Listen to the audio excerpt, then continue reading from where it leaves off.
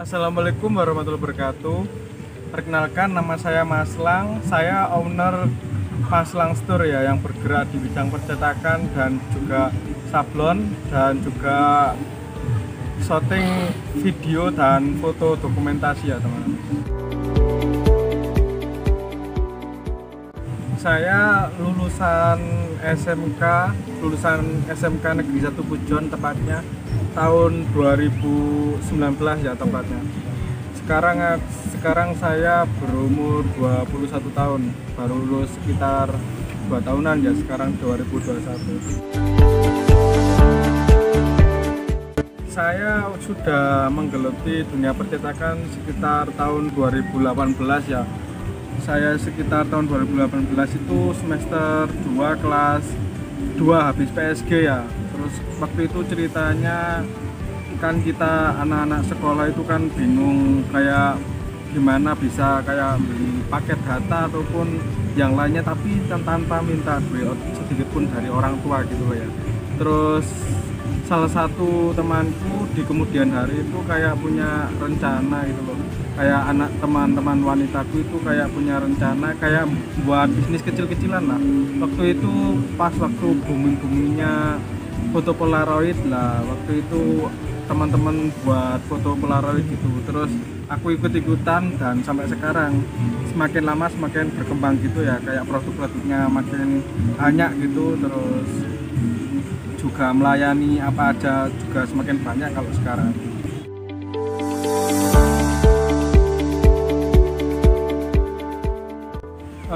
Kalau aku kemarin sih sempat kepikiran kuliah ya, udah masuk kuliah di UB, dapat beasiswa sih, tapi orang tua aku nggak ngizinin gitu, katanya kayak belum siap atau gimana gitu, makanya intinya nggak boleh, mungkin belum rezekinya juga. Terus kalau kalau kerja ikut orang kayaknya enggak deh, soalnya dari dulu itu dari orang tuaku, dari mamaku itu kalau bisa itu kita itu buat pekerjaan sendiri. Kalau nggak bisa buat pekerjaan buat orang lain, seenggak-enggaknya kita harus bisa membuka lapangan pekerjaan buat kita sendiri. Itulah pokoknya singkatnya, harus bisa membuat lapangan pekerjaan untuk diri sendiri. Kalau bisa lebih, bisa nampung orang lain buat bekerja di kita gitu.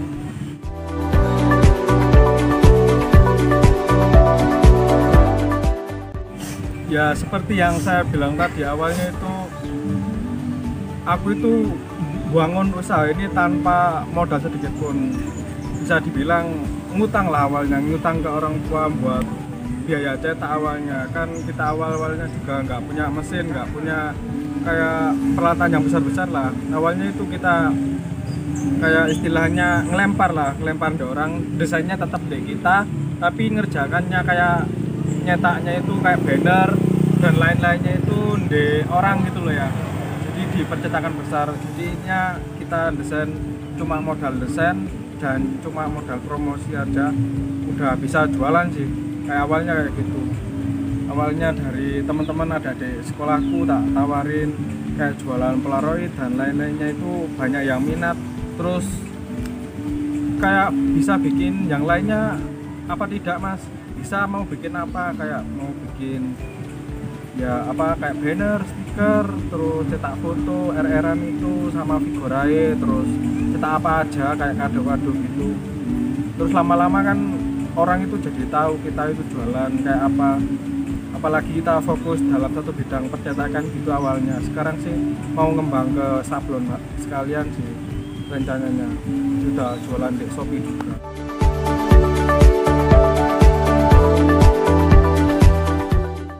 Kalau namanya usaha itu sama ikut orang itu semuanya ada plus minusnya gitu loh ya. Kalau saya sih senengnya kan dari dulu itu senengnya bikin apa-apa itu bikin sesuai dengan keinginan hati aku sendiri, nggak pengen diatur-atur orang lah, kayak intinya gitu ya. Gimana lagi caranya ya, aku harus berwirausaha. Kalau nggak mau ikut orang, nggak mau kayak diatur-atur orang gitu loh, karena aku juga orangnya kalau diatur-atur orang itu mudah marah gitu loh ya. Jadi ya gimana lagi, harus bisa bikin peluang untuk diri aku sendiri lah. Rencana kedepannya semoga aja secepatnya bisa lebih besar lagi usahanya gitu, bisa buka lapangan pekerjaan bagi orang lain.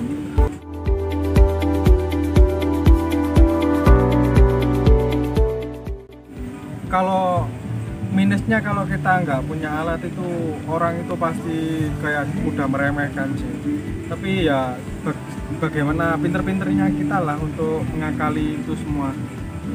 Gimana kita nggak punya alat tapi bisa buka usaha gitu ya.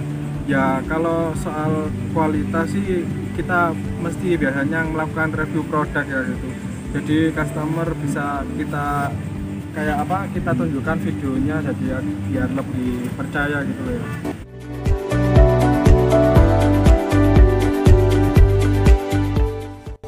Kalau aku sih bekerja sama sih kalau soal cetak mencetak biasanya sama saudara-saudaraku yang di Malang ya, sama teman-temanku juga banyak yang buka percetakan kayak gini juga, jadi kita saling membantu lah sampai kita benar-benar kuat dari segi alatnya. Kita bisa belikan alat-alat percetakan kayak mesin cetak banner dan lainnya juga nggak murah, harus butuh uang sekitar 300 juta dan lain-lainnya. Kalau buka percetakan besar sekitar modalnya itu sekitar 2M, jadi ya kita nyicil-nyicil dulu lah sama buka usaha yang lain kayak nanam jeruk, mungkin 3 tahun kas udah panen gitu ya, bisa buat beli alat, semoga aja lah.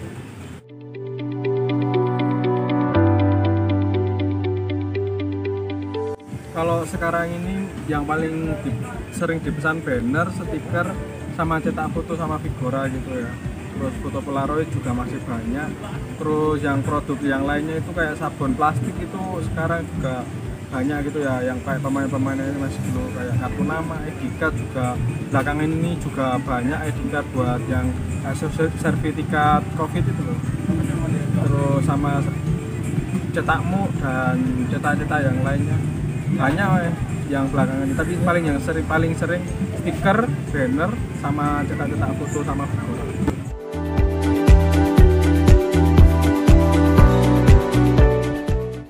Kalau aku sih sekarang dari kayak kalau free sih pakai Facebook ya, promosi di grup-grup itu sama promosi di WA. Terus sekarang kalau selebihnya nanti kalau ada lebihan uang bisa promosi di Facebook Ads ataupun Instagram Ads juga bisa.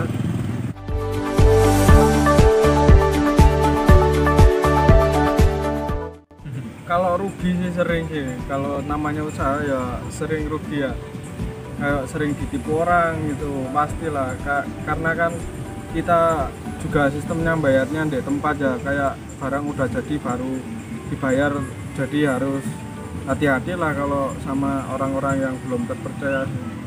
Kayak dukanya ya mesti di situ sih, kayak jarang, pasti ada dua orang yang barangnya nggak diambil-ambil ataupun kayak nggak dibayar, kayak ditipu gitu. Udah sering kayak kalau kayak gitu. Terus tapi kalau jenis-jenis cetakan yang kayak uangnya banyak sekarang udah pasti harus di DP di awal ya, atau pembayaran harus sudah di awal, jadi biar nggak tertipu lagi gitu.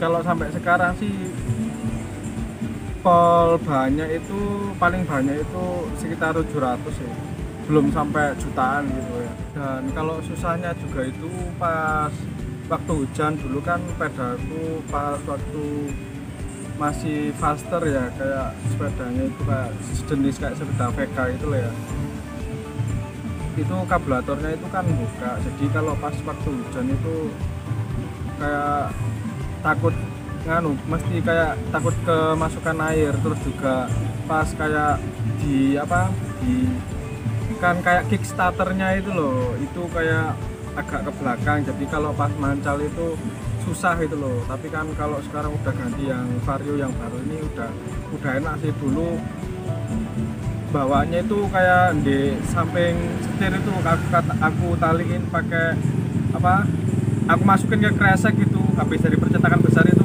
bawa barangnya itu masukin ke kresek yang besar, terus aku taliin di samping setir, jadi satu setir itu banyak barangnya gitu. Jadi kalau kadang itu pas hujan-hujan itu mesti kayak kemasukan air ataupun kadang ada cetakan yang kayak rusak, itu harus ganti. Terus juga susahnya pas tahu pernah sampai pas waktu malam itu sekitar jam 11-an lah, pas habis cetak itu kabelatornya itu kemasukan kuncinya kayak kunci aku kasih bandol kayak orang ujian itulah, itu masuk ke kabelator dan mogok deh. Itu jam 11 malam, kondisi aku bawa barang banyak, terus kayak lokasinya itu di gang-gangan yang sepi gitu loh, sepi orang, udah jam 11 malam juga. Terus untung ada temen aku yang nolongin itu, bawa ke bengkel. Kalau nggak ada nolongin ya nggak tahu lagi deh kayak gimana. Kayak suka duka itu udah buahnya itu ya, dari mulai kehujanan, kepanasan, pulang malam-malam itu mesti, tapi ya gimana lagi, namanya juga orang usaha ya. Nanti juga kalau udah punya alat-alat sendiri, nanti nyetaan di rumah kan udah nggak kehujanan lagi gitu ya. Namanya juga orang masih usaha, jadi harus sabar gitu ya. Oke?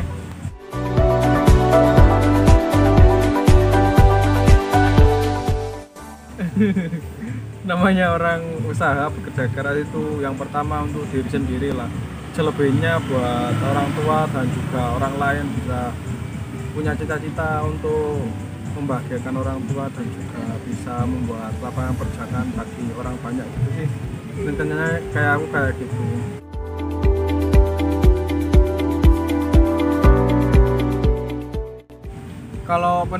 Kalau penurunan omset selama PPKM sih kayak lebih banyak di undangan ya. Undangan itu kayak penurunannya banyak karena sekarang itu kan kalau PPKM nggak boleh kayak apa nyebar undangan, terus nggak boleh buat acara besar-besar, jadi ya omset menurun. Tapi nggak apa-apa kan, kalau cetak lainnya juga tetap banyak. Menurutku ndek gitu sih nggak masalah kalau undangan itu kayak menurun. Mungkin kalau udah selesai PPKM juga akan meningkat dengan dirinya gitu loh ya.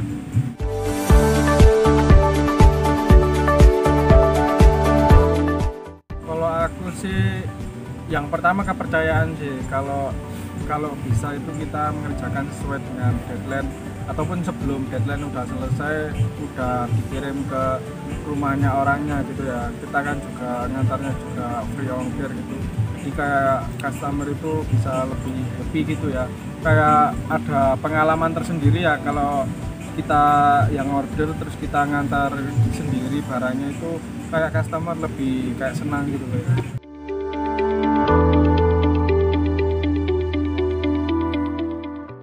Kalau kedepannya sih, kalau usahanya ini udah besar, udah lengkap alat-alatnya, nanti cari yang lokasi yang strategis ya. Kalau udah memang benar-benar besar, nanti bisa buka cabang gitu ya. Kalau bisa sih skala go nasional ya, nasional.